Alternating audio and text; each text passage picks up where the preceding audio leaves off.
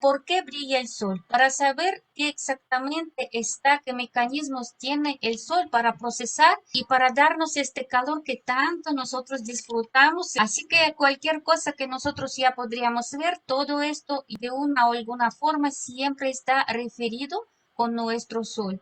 Era el primer objeto celeste que nosotros lo conocimos y que llamó atención a los seres humanos desde antigüedad.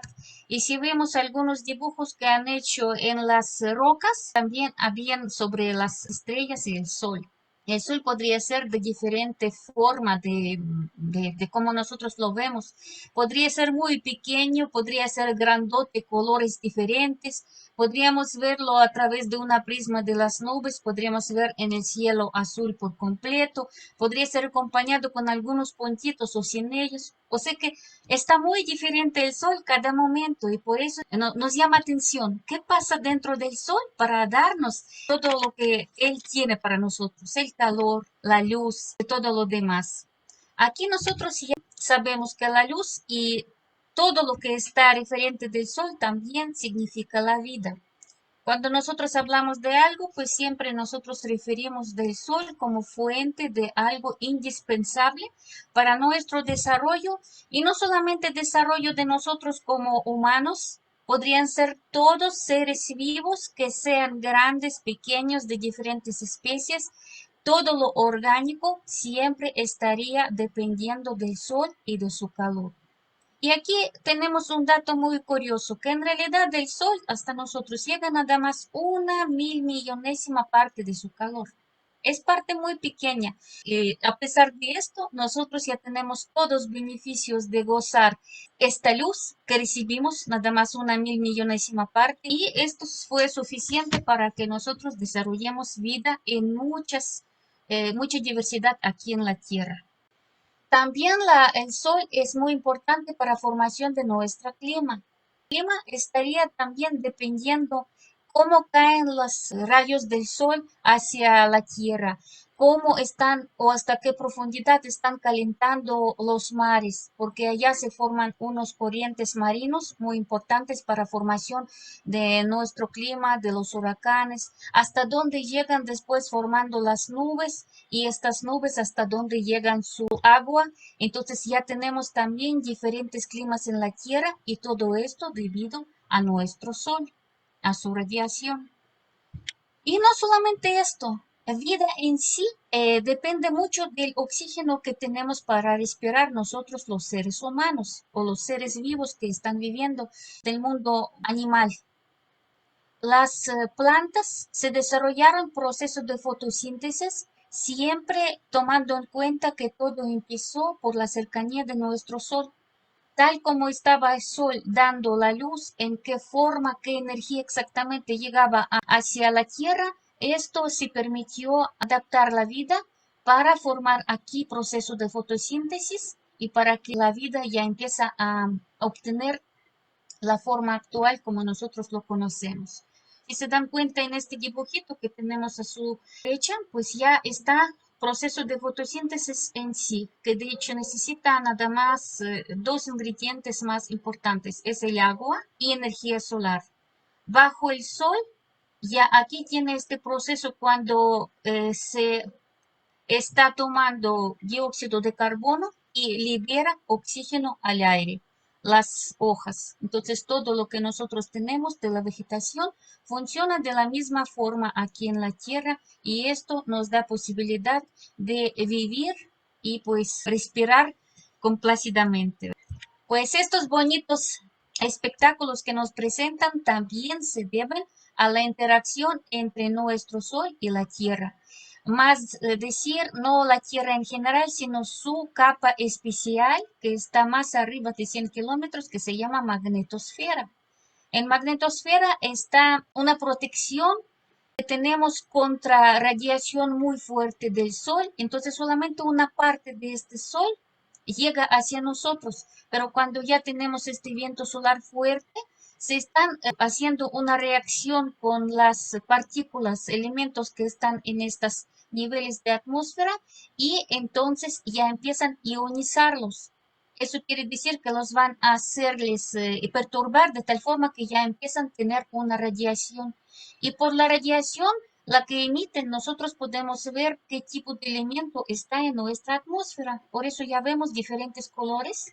Y estos diferentes colores se deben que son diferentes elementos. Algunos son oxígenos, donde está nitrógeno, lo que está ionizado y lo que está perturbado por la radiación solar.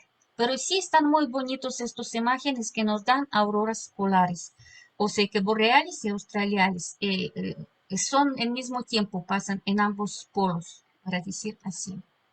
Bueno, pues el sol también está muy importante para nuestra tecnología. Y ahora ya en nuestra época, que de hecho apenas empezó, ya llegamos hasta el nivel de empezar a aprovechar un poquito más la energía del sol. Antes no sabían almacenarlo, entonces mientras había el sol, pues la podían aprovechar y hacer algo, pero si no había el sol, no había nada, digamos, de provecho. Y ahora ya tenemos unos paneles solares que podrían almacenar y convertir la energía del sol en la electricidad que dejamos ya para que sirva a la humanidad. Pero el sol no siempre es tan bondadoso. También es un muy fuerte y potente fuente de la radiación. Entonces, si nosotros ya nos estamos muy confiados, entonces como civilización todavía no llegamos hasta niveles oportunos. Y también para nuestra tecnología que está completamente basada en todo de electromagnetismo, algunas veces el sol es una amenaza bastante fuerte para nuestro estilo de vida, para nuestra comunicación y para muchas cosas, porque podría afectar a través de los rayos los que llegan del sol, toda electricidad, lo que nosotros aquí manejamos, no en nivel de humanos, sino en nivel de plantas atómicas incluso. Entonces hay que tener cuidado con el sol, no tomarlo solamente que hay bonito solecito que vemos.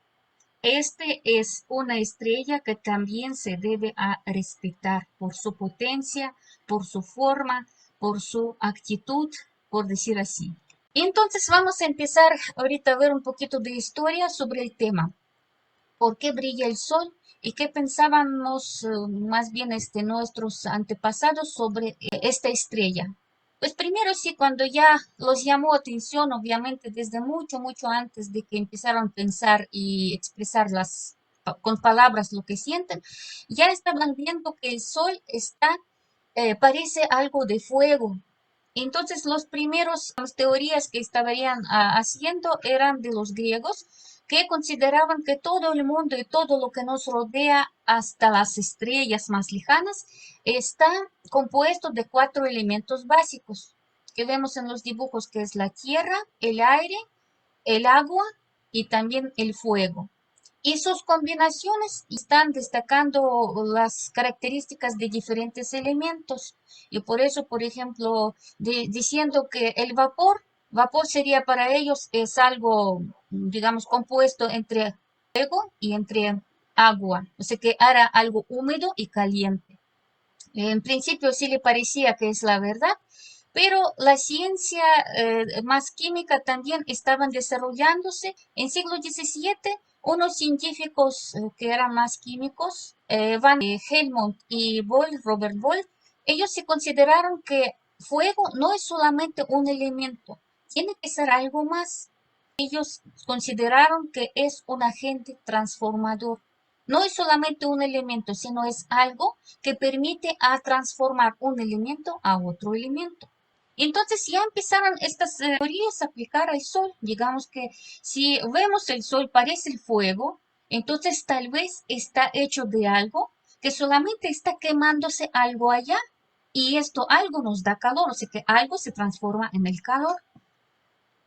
Primero que les llegó como idea es las reacciones de combustión, porque pues ya conocían el fuego, ya conocemos el fuego, aquí cómo se quema, de qué color es y que se transforma. Por ejemplo, que si nosotros agarramos el carbón, se transforma a través del fuego y está dando algunos otros elementos y el calor.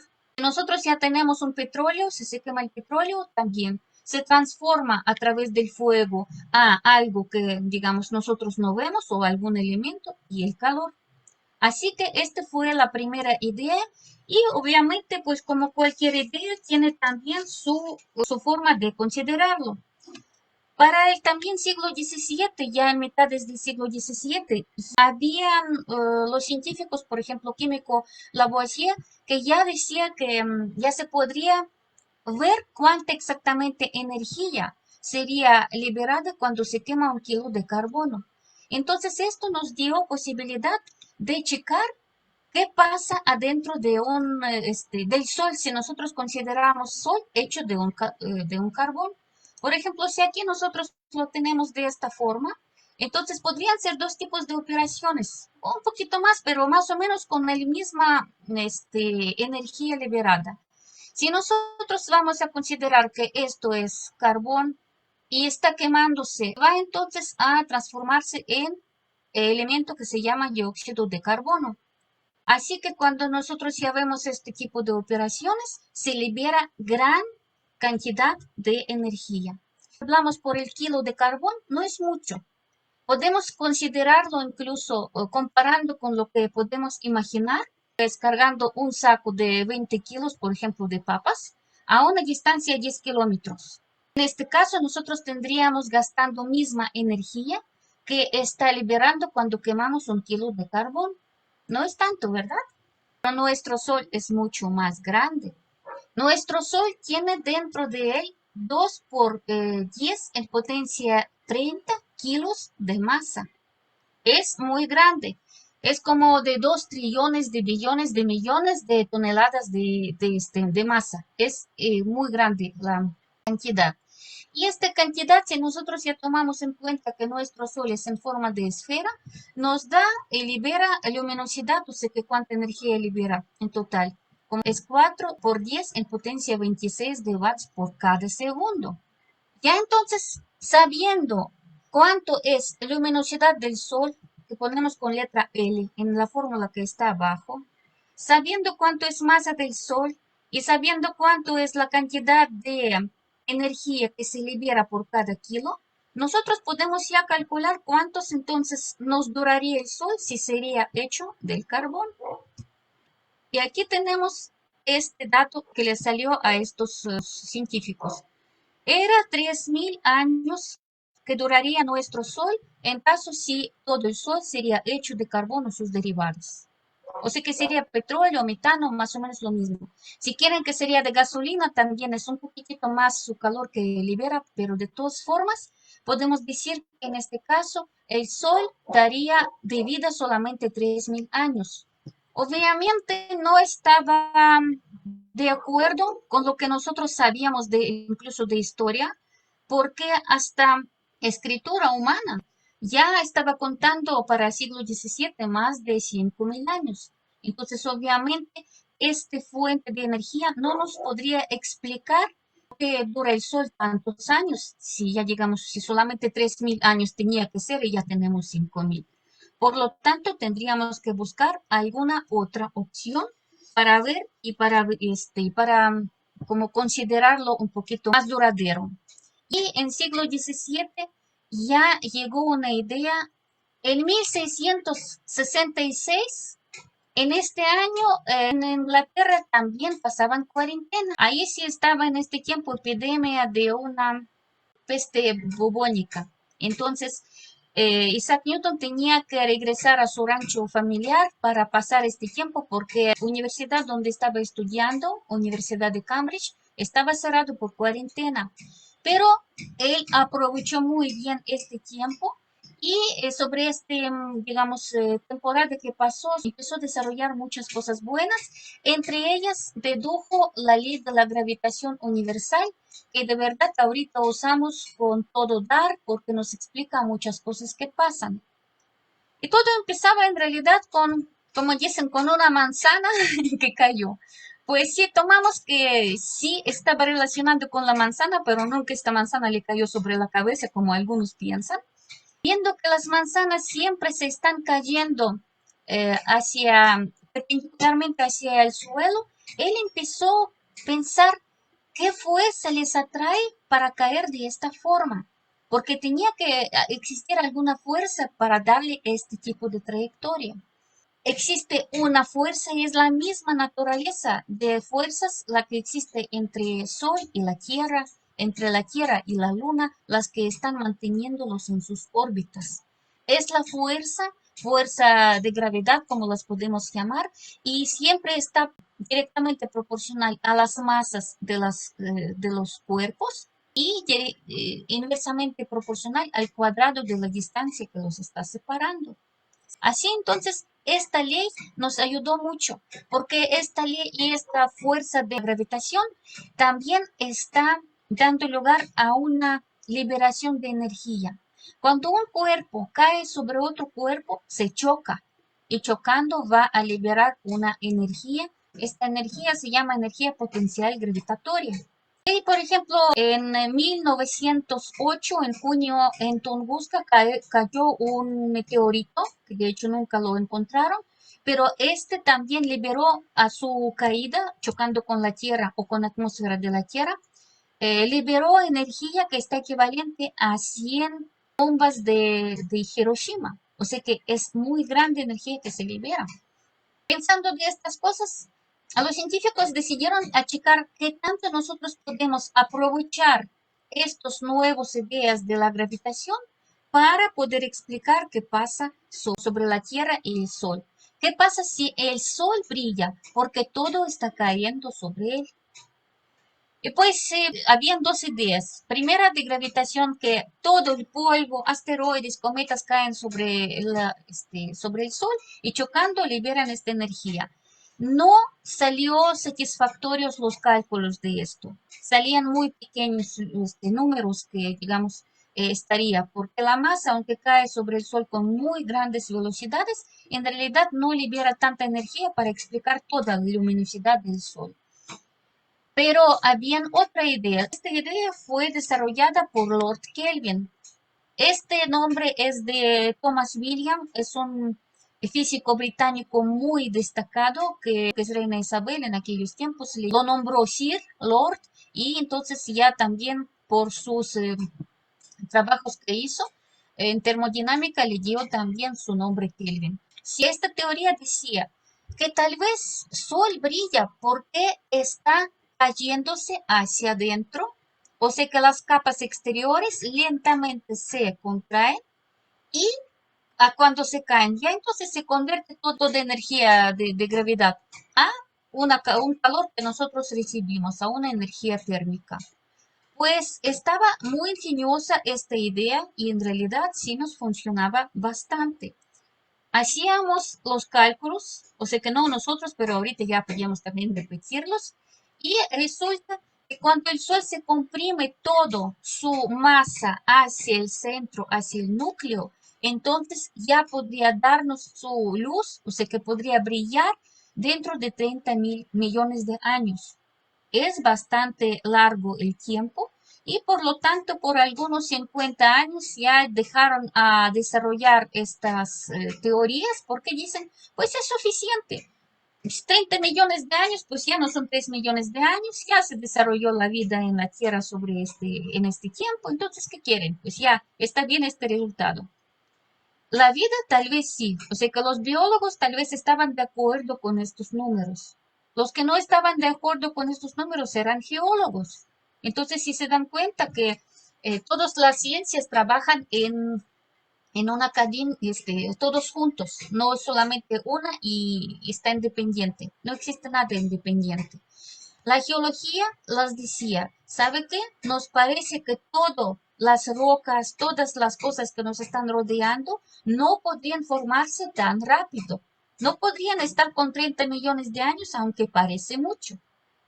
Y finalmente, teoría de comprensión de solar, o sea que si todo se contrae así, tenía que ceder porque llegó una nueva parte de física que se llama pues la radioactividad. Descubrieron fenómeno de radioactividad. Este sucedió en finales del siglo XIX por Antoine Becquerel, un famoso también físico francés.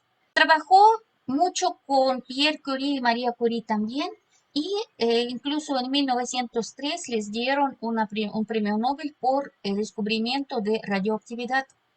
¿Qué es radioactividad?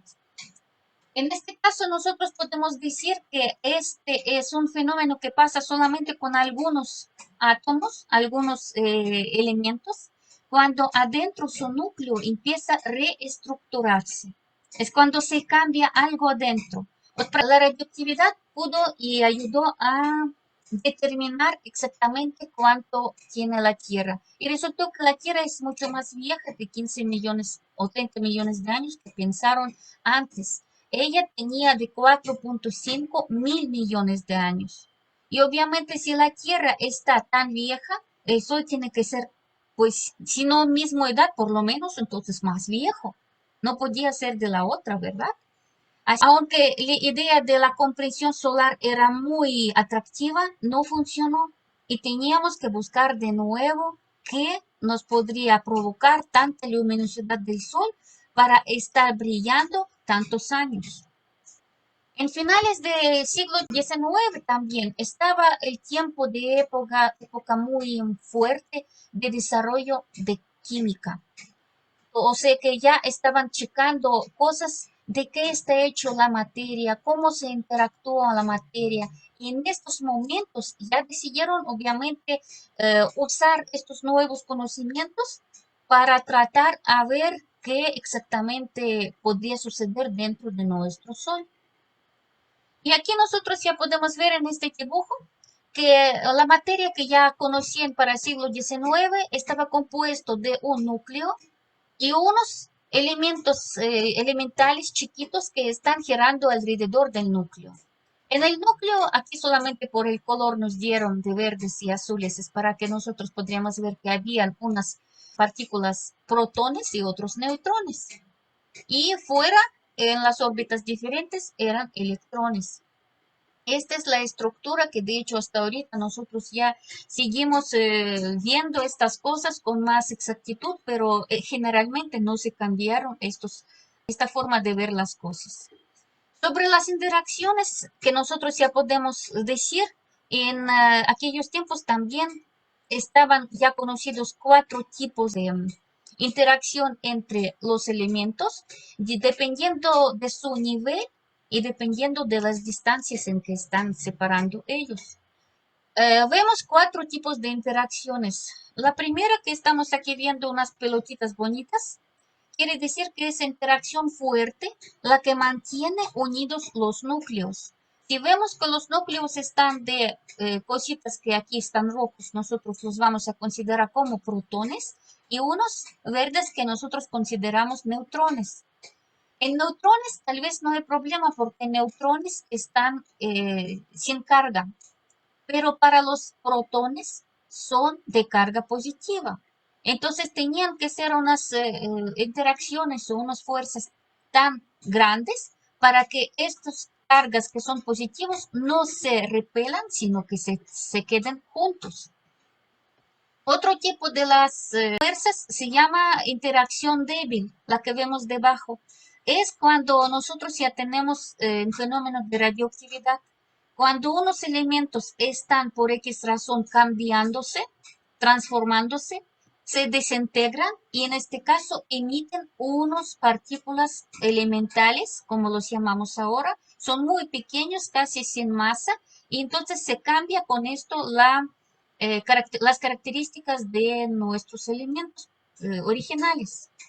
Tercer tipo de las fuerzas o interacciones, nosotros la conocemos ya en nivel macroscópico, o sea que los que vivimos son fuerzas electromagnéticas. Estaba esta ciencia bastante desarrollada para tiempo de inicio del siglo XX, en realidad.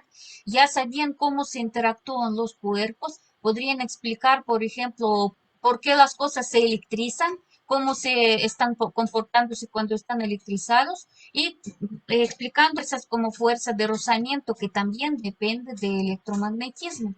O sea que se podría explicar los procesos que nosotros ya podemos observar y ver por las influencias de las fuerzas que tienen naturaleza electromagnética. Otro tipo y último tipo de interacción es las fuerzas gravitatorias. Es interacción gravitatoria de la gravedad y esta también es mecánica clásica que estaba desarrollada empezando desde Isaac Newton. O sea que aquí hablamos sobre las fuerzas que están manteniendo unos cuerpos alrededor de otros, por ejemplo, el sistema solar. Entonces, ¿qué pasó?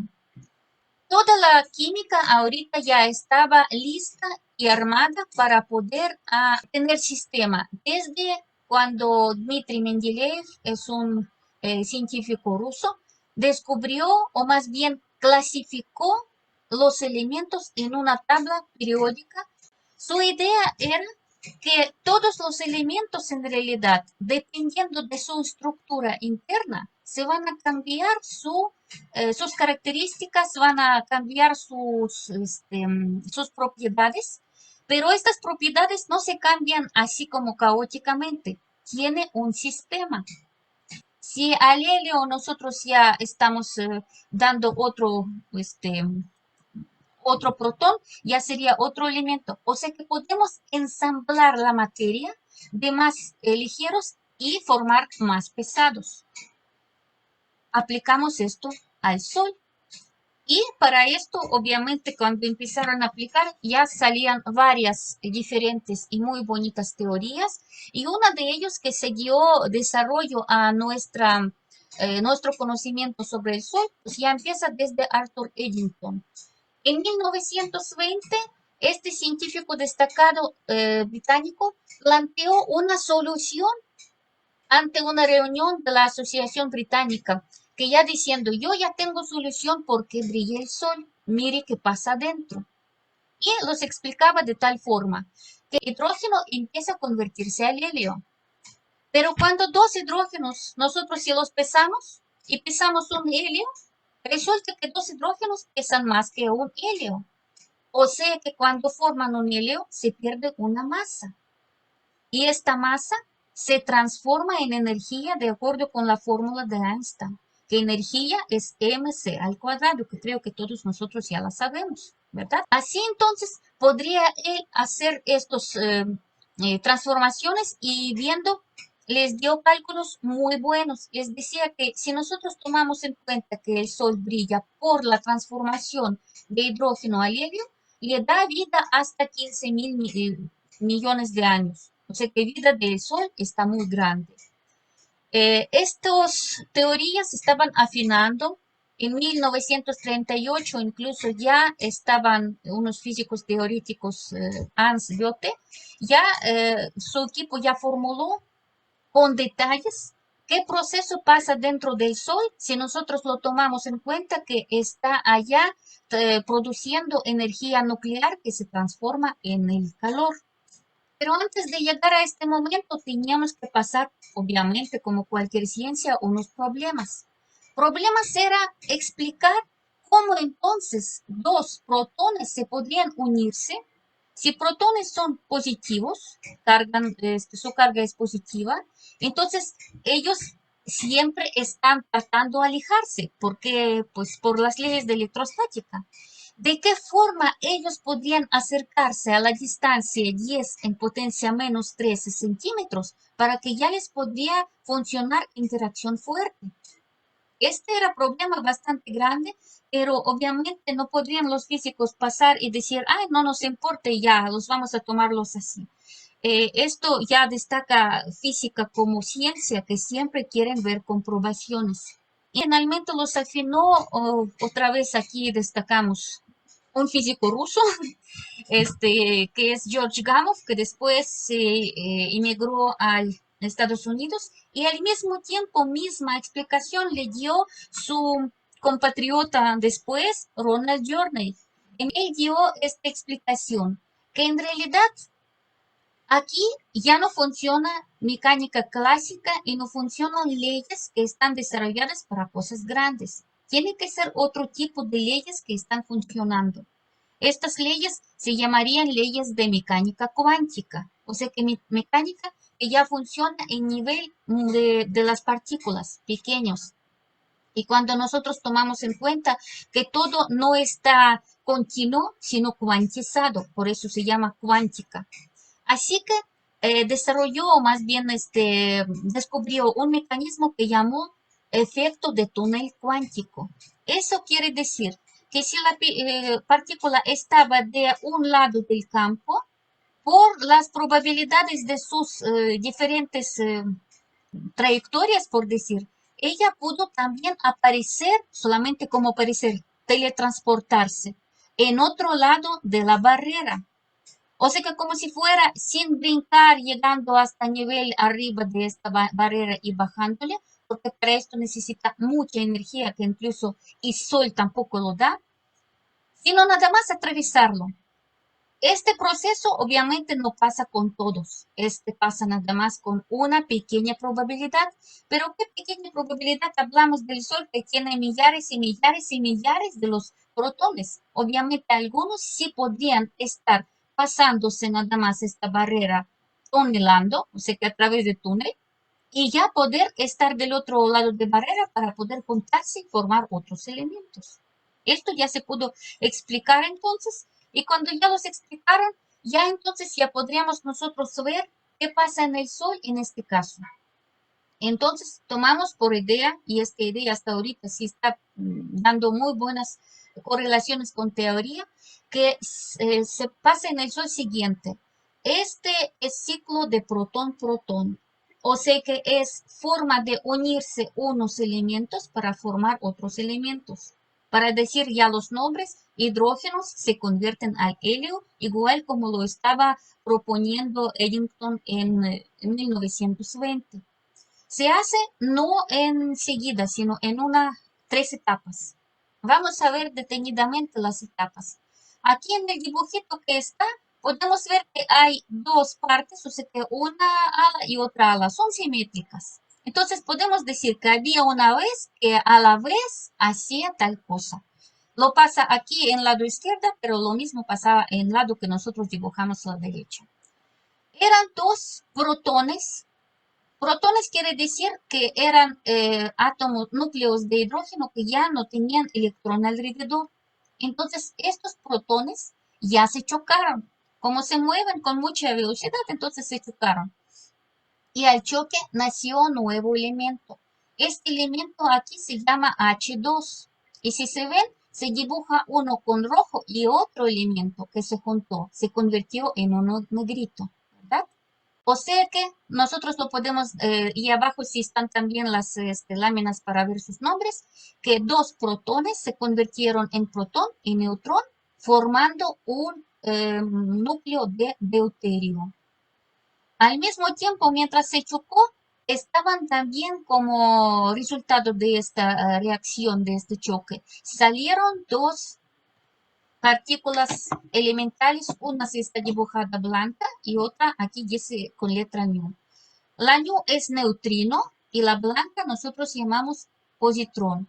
Positrón en este caso es una partícula que sería con carga positiva. Para que esta bolita que nosotros la vemos negra pierde su carga, tenía que pasarle a algo. Entonces ya pasó a positrón mientras ya empezó a ser neutra. Entonces dentro ya está de un deuterio va a ser un protón y un neutrón.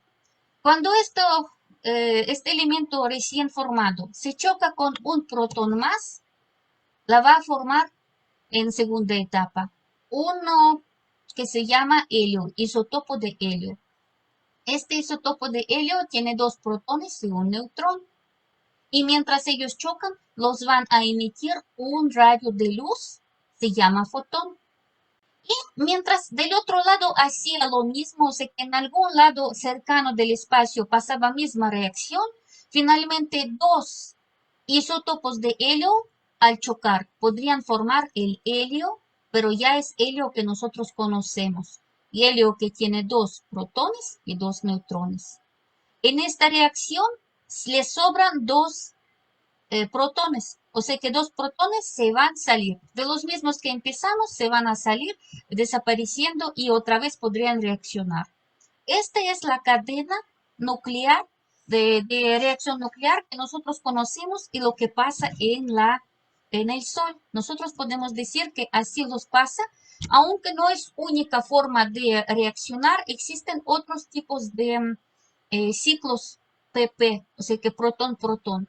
Y cada uno va con su probabilidad. Por ejemplo, lo que nosotros vimos es la primera que va con probabilidad 99.77%, o sea que casi seguro que siempre se va a este caminito. Pero a veces hace de otra forma y también los calcularon que podría ser que protón y protón aparte también reaccionaron con un electrón. O sea que ahí de repente en esta sopa de caldo de protones y electrones adentro del Sol se encontró un electrón, se metió allá. Entonces sí, también con esto le estaría formando un deuterio.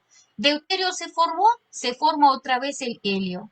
Helio se formó, podría hacer jugando también dependiendo con qué partículas se están chocando o formando hasta litio y litio ya después desintegra para formar helios. O podría ser que está haciendo otros elementos como berilio al boro, boro al berilio isotopo y finalmente también se podría hacerlos de helio. Pero finalmente todos los caminitos llevan al mismo. No importa cuál de estos periodos va, siempre hidrógeno se convierte en el helio y en este caso se eliminan, bueno, se están emitiendo tres diferentes partículas y estas partículas siempre liberan gran cantidad de energía.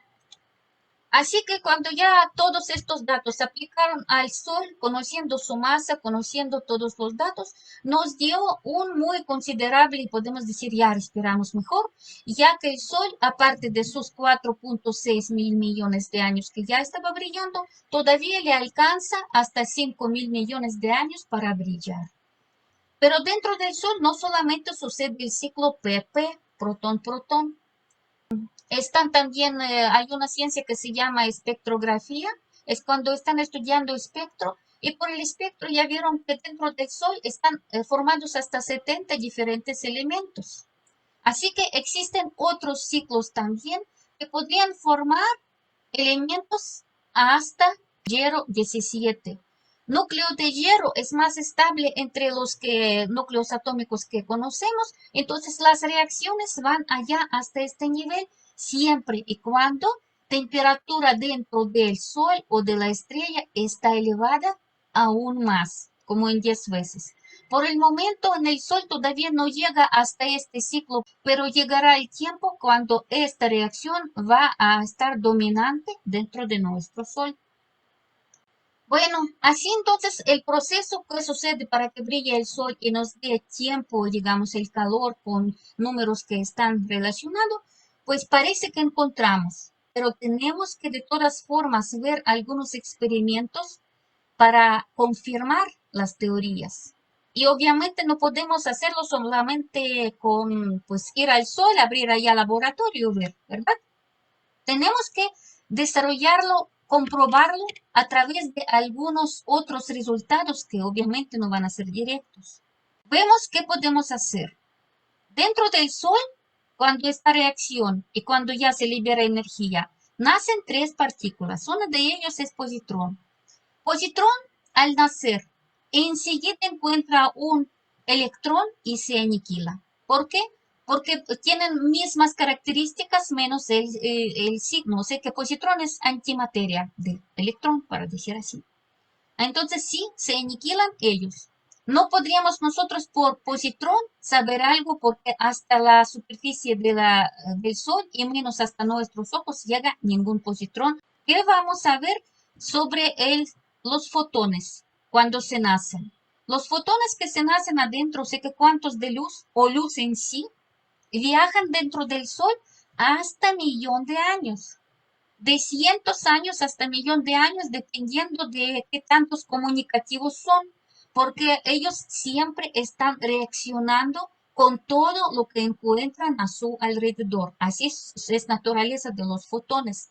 Entonces, cuando ellos están así desarrollando, viajando, poco a poco, regenerando, se salen hacia la superficie del Sol y por fin llegan hasta nuestros ojos, pero ya no recuerdan su pasado. Ya pasaban muchos años Entonces, para decir y preguntarles qué pasó al momento cuando tú naciste, pues ningún fotón nos podría decir qué pasó porque ya no recuerda. Así que cuando estudiamos fotones, no podemos nosotros estudiar exactamente lo que pasó dentro del Sol en este horno termonuclear porque ya pasó el tiempo. Única esperanza podría ser con los neutrinos, pero esta misteriosa partícula no quiere reaccionar con nada. Es contraria de fotón. Si fotón siempre y con todo quiere reaccionar, neutrino con nada quiere reaccionar. Entonces aquí, de todos, podría servirnos solamente neutrino porque una vez naciendo, en 8,5 minutos ya está llegando hacia la Tierra. El chiste cómo captarlo. ¿Cómo nosotros podemos ver que este neutrino, cómo podemos nosotros detenerlo en la Tierra? Porque no reacciona con nada. Pero genio humano es mayor que el neutrino incluso. Entonces, en los años 80 del siglo pasado, ya pudieron desarrollar unas trampas de, ¿cómo se llaman?, detectores de neutrino para tratar a detectarlos. Y aquí en esta lámina nosotros vemos pues algo muy interesante, muy bonito. Así se ve un observatorio de neutrinos. Están ubicados en Japón y está ubicado en una mina de 1,5 kilómetros de profundidad, para que nosotros podríamos restar absolutamente todos los radiaciones que están rodeando la Tierra o los que está provocando por humanos o que vienen a través de algunas estrellas hacia nosotros. Ahí está tranquilidad completa. Y única cosa, la que no está, digamos, lo que podríamos detectar allá son neutrinos, porque neutrinos, para ellos la Tierra es nada, para ellos nosotros es nada. Incluso hablando aquí, cada segundo, solamente una, si quieren así tocando su nariz y esta superficie que tocan con su nariz, esta superficie están atravesando hasta unos 100,000 millones de los neutrinos cada segundo. Es un flujo muy grande, pero nosotros no lo sentimos, así somos hechos. Entonces, aquí adentro de nuestra Tierra, digamos en esta mina, igual nada les podría interferir y va mismo flujo de neutrinos muy grande.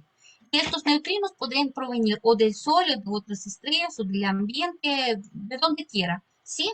Entonces, ¿qué problemática estaba ante los científicos en este momento? Detectar los neutrinos, detectar que son del Sol y comparar los números teóricos con los que están experimental. Si salen esto, quiere decir entonces la victoria de nuestra teoría. Entonces, en 1988 hicieron este bonito experimento que estaba en Cameo Conde. Allá entonces nosotros tenemos unos 50,000 toneladas de agua pura, o sea que H2O y nada más, que estaba dentro de un cilindro con su tamaño de 40 metros de altura y 15 metros de su radio, de su diámetro. Este así como un barril, por decir. Y dentro de él van a estar aquí como 11,000 detectores de luz que están arriba, abajo, por todos lados. ¿Para qué? Para que ver que neutrinos en su camino a veces podrían perturbar a algunos electrones o los núcleos. Y cuando pasan cerquita y los tocan, aunque poquito, obviamente se van a un poquito cambiar estos elementos. No los intercambian, no los están transformando, solamente los están molestando. Entonces, estas molestias se están manifestándose en forma de unos destellos de luz, que se llama, de hecho, una radiación de Cherenkov, que por en 1958 me parece que le dieron un premio Nobel por este descubrimiento de esta radiación. Entonces, cuando hay esta radiación, se radia luz muy débil, muy caótico, pero por eso tienen tantos receptores de luz para recibir la luz, aunque sería muy, muy débil. Una vez detectándolo, la podrían checar la trayectoria para asegurarse que estos neutrinos que captaron y que cambiaron algo con alguna molécula de agua que provienen del Sol. Este experimento que hicieron tenían gran éxito. El primero, sí pudieron detectarlos. En segundo, sí podrían también determinar que todo lo que sucede dentro del Sol está igualito como nos dicen los cálculos, aunque también en esto tenían grandes problemas teóricos. La gente incluso estaban peleando física contra astronomía en algún momento, porque cantidad de neutrinos no estaba consiguiendo. Pero con este experimento en 1988 sí se consiguió, ya vieron la naturaleza de neutrinos, por qué y cómo se pasa, y por lo tanto podrían decir que dentro del Sol sí pasa estos reacciones termonucleares que vemos. Y actualmente podemos decir, con este dibujito ya casi terminamos, qué pasa dentro del Sol. Así entonces, toda energía se produce dentro del Sol, en el núcleo, no en todo el Sol, dentro del núcleo, porque dentro del núcleo alcanzan temperaturas hasta 15 millones de grados, o sea que temperaturas cuando ya podrían suceder las reacciones termonucleares, antes no podían suceder. Ajá. Cuando se nace allá y la energía, la luz, el calor, tiene que salirse hacia afuera por todos lados. Pero ya ven cómo se pasa aquí en esta zona naranja. La luz se pasa con una trayectoria bien caótica. Tal vez regresa 10 veces porque se le olvida a dónde iba. Esta zona se llama zona de radiación, así la llamamos, ¿sí? Y mientras se pasa, digamos, se aumenta rayo del sol, se empieza a enfriarse. Este materia, digamos, que está allá, los elementos que es hidrógeno, el helio, ya empiezan a bajar su temperatura. Si dentro del Sol estaba 15 millones de grados, llega al momento cuando baja hasta 2 millones de grados, que está esta, esta límite, esta frontera entre naranja y rosita, ¿sí? Entonces, en este momento ya se cambia forma de transportar la luz, transportar el calor. Si antes nos estaba funcionando bien la radiación, a partir de este lugar que llegamos última cuarta parte del radio, ya allá están más, conocen como zona convectiva, porque allá está ya el fenómeno natural de las masas que están calientes, entonces suben hasta arriba y las que están arriba, que ya se enfriaron, empiezan a bajarse, igual como sucede en nuestra tierra. Por ejemplo, cuando están poniendo un acondicionador, el aire calientito ya se sube y el aire frío se baja, ¿verdad? Así entonces como va dentro del sol. Y así entonces cuando ya la luz, el calor, ya alcanza la superficie del sol, ya entonces se irradia por todos lados y como ya decía en principio, a nosotros llega nada más una mil millonésima parte de este calor por, digamos, por donde está la Tierra y para abarcar toda la Tierra. ¿Por qué necesitamos nosotros saber todo esto? Pues principalmente porque el Sol es nuestra estrella, es nuestra casa. Si nosotros conocemos qué pasa dentro, nosotros podemos desarrollar también algunas protecciones en caso de peligro o aprovechar el calor en caso de beneficio. Pero aparte de esto, también necesitamos nuestro sol para conocerlo, porque también así vamos a saber qué pasa adentro de otras estrellas. Algún momento tal vez sí los vamos a llegar hacia las estrellas futuras, entonces para buscar y para poner filtros de búsquedas los que nos sirven, tenemos que también saber lo que está dentro de cada sol. Así entonces, por eso este laboratorio natural que nosotros estamos usando y pues necesitan muchos jóvenes que ya también están integrándose para conocerlo, digamos la física de todos los del cosmos que nos está rodeando. Pues aquí ustedes están también para tal vez algún momento ya unirse a estos grupos de científicos para hacer todo. Bueno, con esto entonces ya termino. Muchas gracias por su atención